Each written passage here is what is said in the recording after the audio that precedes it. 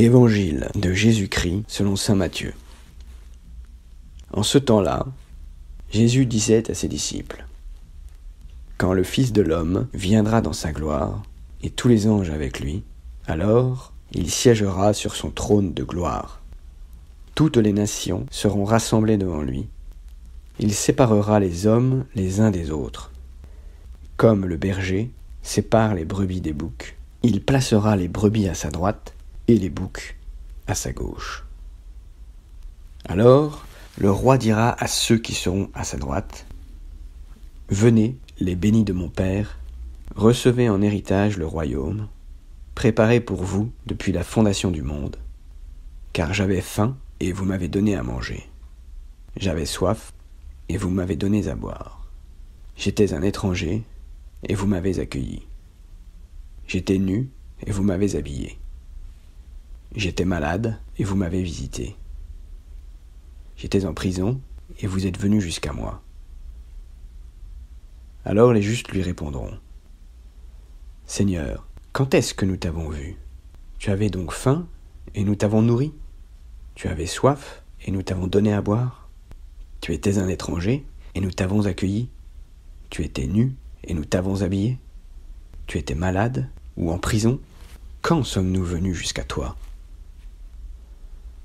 Et le roi leur répondra : Amen, je vous le dis, chaque fois que vous l'avez fait à l'un de ces plus petits de mes frères, c'est à moi que vous l'avez fait. Alors, il dira à ceux qui seront à sa gauche : Allez-vous-en loin de moi, vous les maudits, dans le feu éternel préparé pour le diable et ses anges. Car j'avais faim et vous ne m'avez pas donné à manger. J'avais soif et vous ne m'avez pas donné à boire. J'étais un étranger et vous ne m'avez pas accueilli. J'étais nu et vous ne m'avez pas habillé. J'étais malade et en prison et vous ne m'avez pas visité. Alors ils répondront eux aussi : Seigneur, quand avons-nous vu avoir faim, avoir soif, être nus, étrangers, malades ou en prison, sans nous mettre à ton service ?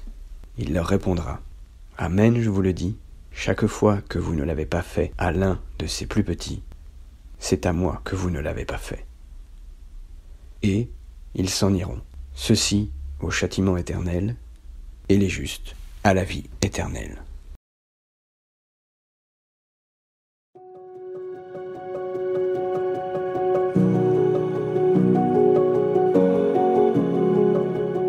En cette première semaine du Carême, les évangiles nous donneront diverses indications pour vivre davantage l'amour de Dieu et l'amour du prochain pendant ce temps de Carême.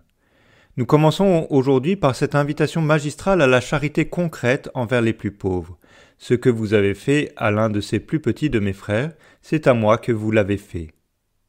Il peut y avoir, pendant le temps du Carême, la tentation de se concentrer d'une manière un peu trop exclusive sur notre relation à Dieu. Bien sûr, il s'agit de soigner notre prière et notre attention à la parole de Dieu, mais l'amour de Dieu ne peut pas être séparé de l'amour du prochain. Le temps du Carême, d'une manière ou d'une autre, doit être caractérisé par notre charité concrète, par du temps et des actions à destination des plus pauvres. Vers quel affamé ou assoiffé, vers quel malade, étranger ou prisonnier, le Seigneur m'envoie-t-il aujourd'hui pour lui porter son secours ? Dans lequel d'entre eux pourrais-je reconnaître aujourd'hui la présence de Jésus ?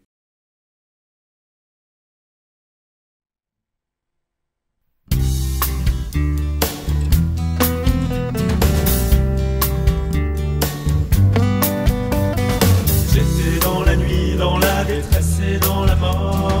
Du fond de l'abîme, j'ai crié vers toi, Seigneur. Tu m'as délivré, tu m'as guéri, tu m'as sauvé. Mon âme est